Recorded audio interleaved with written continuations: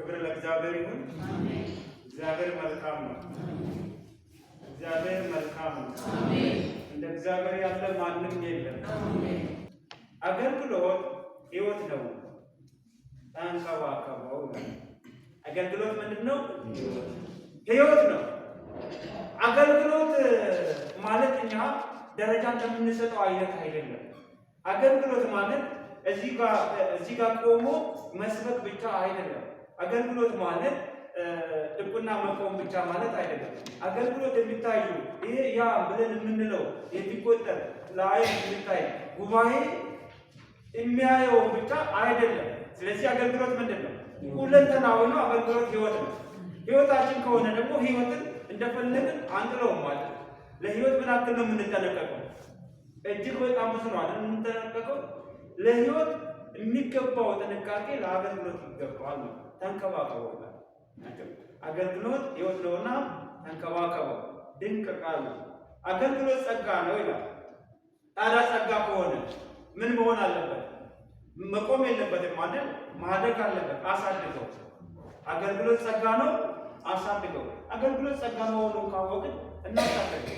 አንድ ቦታ ላይ ያለፈው የተሰጡን መክሊቶች ብዙ ናቸው። ምናልባት በአንድ በሁለት ነገር ወጥተን ሊሆን ይችላል። ሌላም በእግዚአብሔር የተሰጠን በእጃችን ይዘን ያቆምነው ነገር ምን ይሆን? ምን አይነት አገልግሎት ነው እግዚአብሔር ለእኔ ሰጥቶን እኔ ግን ታማኝ ሆኜ ያልኩበት ታማኝ እንድንሆን አገልግሎትን ጸጋ መሆኑን ተረድተን እንድናሳድገው ጌታ ይርዳል። ይቀጥልና አገልግሎት ኃላፊነት ነው፣ ተወጣው። ስለዚህ ኃላፊነት ነው አገልግሎት። አገልግሎት ኃላፊነት ከሆነ አገልግሎት ኃላፊነትን አንድ የሰጠ አካል አለ ማለት ነው። ኃላፊነት ከሆነ ሰው ነው የምንቀበለው፣ ከሆነ አካል ነው የምንቀበለው። ኃላፊነትን እግዚአብሔር ነው እዚህ ጋር የሰጠው። እግዚአብሔር መጥቶ ተነስ፣ አገልግል፣ ሄድ፣ በዚህ ግባ፣ በዛ ውጣ እያለ እያስገደደ እንድናገለግል አያደርግም ማለት ነው። አንድ ጊዜ ነው አገልግሎት የሚሰጠው፣ አንድ ጊዜ ነው ኃላፊነት የሚሰጠው። ኃላፊነቱን በአግባቡ የሚወጣ ይሸለማል።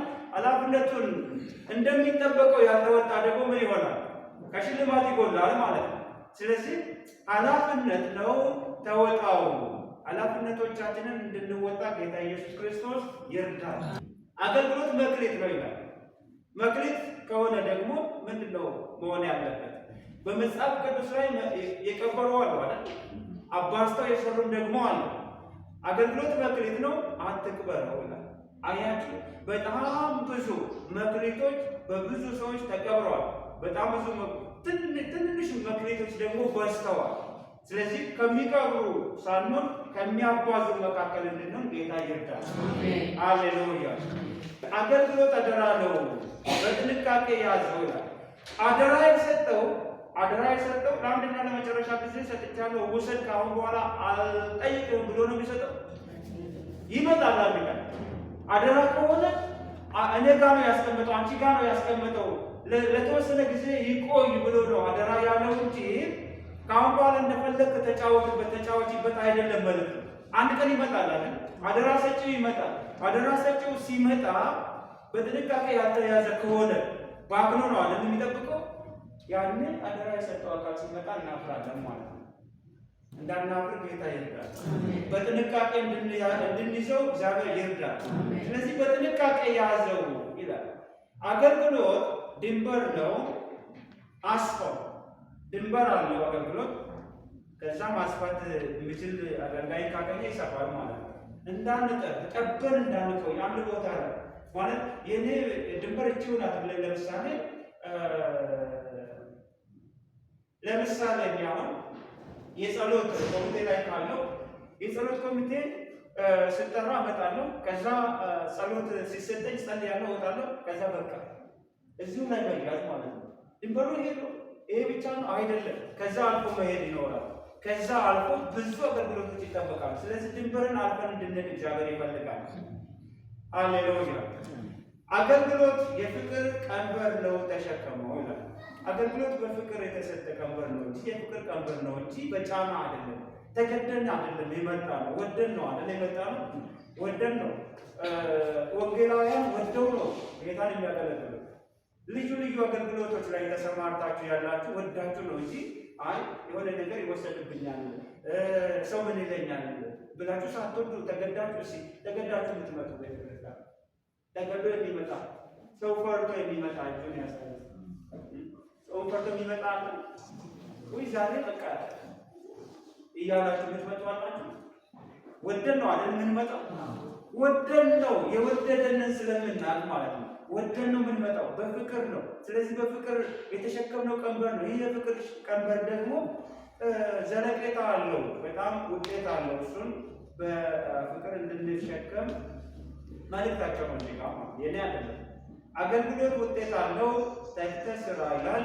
አገልግሎት እንዲሁ ደግመን መጨረሻ ላይ ያለ ደሞዝ የምንወጣበት አይደለም። ደሞዝ አለው፣ ምን አለው? ውጤት አለው። አንድ ሰራተኛ፣ አንድ የመንግስት ሰራተኛ ፔሮል የሚፈርም ሰው 30 ቀን ሰርቶ ከዛ ዝም ብሎ ባዶ እጁን ነው የሚሄደው? የሰራበትን የደከመበትን ምን ይላል? ይቀበላል። ያው ፈርሞ ይቀበላል ማለት ነው። ስለዚህ ተግተን እንሰራለን። የምንቀበለው ነገር አለ፣ የተዘጋጀ ክብር አለ። ክብር ለኢየሱስ ይሁን። ለዛ እንድንዘጋጅ ነው እዚህ ጋር እየጸለዩ የነበረው ኃይለ ቃላት ናቸው እነዚህ። አገልግሎት እሳት ነው፣ አቀጣጥለው ይላል። የምናቀጣጥለው ከሆነ እየሰፋ ይሄዳል። ድንበራችንን አሳልሰን ደግሞ የምንይዘው ከሆነ እዛችሁ ይሆናል፣ አይሰፋም ማለት ነው። አገልግሎት ዋጋ አለው፣ ፈጽሞ ይላል። ዋጋ አለው፣ እንፈጽማለን። አገልግሎት ክብር ነው፣ አክብረ ያዘው ይላል። አገልግሎት ክብር ነው አይደል? ክብር ነው። እኛ ስናከብረው እግዚአብሔር በዛ ይከብራል። በእኛ እግዚአብሔር አእምሮ የሰጠንን የትኛውም ትልቅ ትንሽ የሚባል ነገር የለም። በእኛ እጅ ያለው አገልግሎት የከበረ ነው። እሱን ስናከብረው ማን ይከብራል? እግዚአብሔር ይከብራል። ስለዚህ አገልግሎት ክብር ነው፣ አክብረ ያዘው። አገልግሎት ጣዕም አለው፣ ቅመሰው። ሰዎች አባልነት ጠይቀው ከሌላ ቦታ ደብዳቤ ይዘው ሲመጡ ሽማግሌ የምንጠይቀው አንደኛና የመጀመሪያው ጥያቄ የት ነበር? የት ነበርሽ? በምን ነበር የምታገለግለው? አሁን እኛ ጋር ስትመጪ በምንድን ነው የምታገለግለው? በምንድን ነው የምታገለግለው? ጸጋ ምንድን ነው ብለን እንጠይቃለን። አንዳንዶቹ ነው አብዛኞቹ ማለት እኔ እስካሁን ምንም አላገለገልኩም፣ ምዕመን ነኝ፣ አሁንም ምን አላወቁም፣ ገና ሲቀስ ብዬ እናንተ አይናችሁ ይላሉ። በጣም ብዙዎች ማለት ነው። በጣም ብዙ ግን ጸጋ ሳይኖር ቀርቶ ነው? አገልግሎት ሳይኖራቸው ቀርቶ ነው? አይደለም፣ ስላላወቁት ነው። እንደነዚህ አይነት ሰዎችን እንድትቀላቅሉ እግዚአብሔር ይርዳችሁ። ወደ ራሳቸው እንድትቀላቅሉ ለቤተ ክርስቲያን አይዣናል ሆነው እንዲነሱ ኃይልን እንዲታጠቁ እንድታደርጉ አደራ እንላለን ማለት ነው። ስለዚህ አገልግሎት ውበት ነው፣ አታበላሸው። አገልግሎት ሩጫ ነው፣ ሩጥ። በሩጫ ያለ አንድ ሯጭ ይቆማል? አይቆምም ማለት አይቆምም። ኃይሉን አሟጦ እስከ መጨረሻ ድረስ ይሮጣል። ስለዚህ እንደዛ እንድንሮጥ እዚህ ጋር ትልቅ መልእክት ተቀምጧል። አገልግሎት ዘር ነው፣ ዝራው። ዘር ነው በእጃችን ያለ፣ በእጃችን ከእግዚአብሔር የተሰጠ ዘር አለ። ያውም እየበዛ የሚሄድ ዘር ማለት ነው። በእጃችን ያለውን ይዘን የማንበድለው ከሆነ ማለት መሬት ላይ የማይዘራ ከሆነ ይበቅላል? አይበቅልም። ስለዚህ እንዲበቅል ካልበቀለ ደግሞ ፍሬ አያወጣም ማለት ነው። የሆነች ዘር ቦታ በቅላ ከዛ በኋላ አበባ ነው አይደል? ሌላ ብዙ ዘር የሚሰጠው። እኛም የተሰጠውን ዘር ይዘን የምንቀመጥ ከሆነ አይሰፋም፣ አይበዛም ማለት ነው። ስለዚህ እነዛ ብዙ ፍሬ እንዲያፈራ እናድርግ። እግዚአብሔር ደግሞ ከእኛ ጋር ነው፣ ይረዳናል። አገልግሎት ፍሬ ነው፣ ሰብስበው። ፍሬም ደግሞ የተዘራውን አሁን አንዳንድ ጊዜ መዝራት ብቻ የሆነና በቅሎ ፍሬው ደርሶ ሳይሰበሰብ ይቀራል። እንደ ሰነፍ ገበሬ ማለት ነው። ሰነፍ ገበሬ በወቅቱ ሳይሰበሰብ ይቀርና ወፍ በልቶት ክረምት ላይ እንደገና የሰው እጅን ያያል። ሳይዘራ ቀርቶ አይደለም፣ ዘርቷል ነበር፣ ፍሬም አፍርቶ ነበር። ግን ምን ይሆናል? ወፎች ይበሉታል። አልጠበቀውም በሚገባው ማለት ነው። ስለዚህ የተዘራ ፍሬ፣ የበቀለ ፍሬ ምን መሆን አለበት? መሰብሰብ አለበት ማለት ነው። አንድ ገበሬ መሰብሰብ አለበት። መዝራት ብቻ ሳይሆን መሰብሰብም እንዳለ እንንቃ። እዚሁ ጋር ባስቀመጣችሁት ቃል ትያዛላችሁ፣ ብዙ ትዘራላችሁ። ከዛስ የሚሰበሰበውንስ እንዴት ነው የምታዩት? እንዴት ነው የምትከባከቡት? በወር አንዴ የተለያየ ቦታ ላይ እንደምትጸልዩ ሰምተናል፣ እናውቃለን። ከዛ ያለፈ ነው የእናንተ አገልግሎት ደግሞ በጣም በየቤቱ ደግሞ የተቀመጡ እናቶች ይኖራሉ፣ እህቶች ይኖራሉ። አባቶች ወንድሞች ይኖራሉ። አሁን እየሰራችሁ ያላችሁት በጣም ብዙ ስራ ነው። በቅሏል በየቤቱ እግዚአብሔር ይህን ሰምቷል። የበቀለውን ደግሞ ፍሬ ያፈራውን ደግሞ እንዴት ነው የምታሳድጉት? ይህን ኃላፊነት መልሰን እናንተ ነው የምንሰጠው። ካልሆነ ወፍ ነው የሚበላባችሁ ማለት ነው። አገልግሎት ቅብብሎች ነው አስተላልፈው። ይሄ በእኛ ቤተክርስቲያን በጣም የሚታወቅ ነው። በዓመት አንድ ቢሆንም ከእናቶች ጀምሮ ከዛ ወጣቶች ህፃናት ድረስ ሻማ የማስተላለፍ በጸሎት የመቀባበል ሁኔታ አለ። ይሄ እየሆነ ነው ያለው። በበለጠ ሁኔታ ደግሞ እኛ ደግሞ እናቀጣጥለዋለን ማለት ነው። አገልግሎት ውጊያ ነው፣ ተዋቀው ይላል። አገልግሎት ሽልማት ነው፣ ተጠንቀቀው።